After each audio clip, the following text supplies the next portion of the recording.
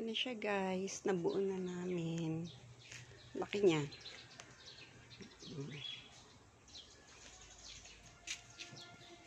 Bali, itong pahabang to guys. Yan. Pagsasamahin mo yung tawag doon, yung letter A, B, tsaka A. Bali, tatlong tubo.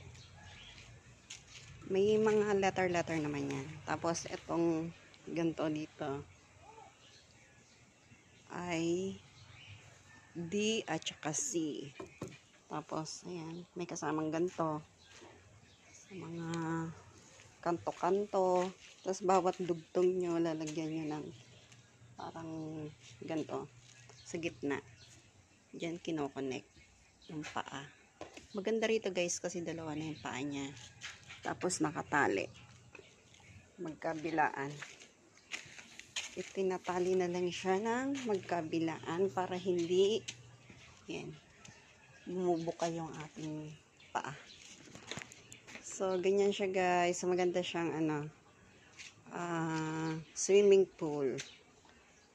4,400 plus ang pagkakabili namin dito. Pero sulit naman. Kasi magagamit naman siya basta iingatan. Tapos lalagyan na lang ng chlorine.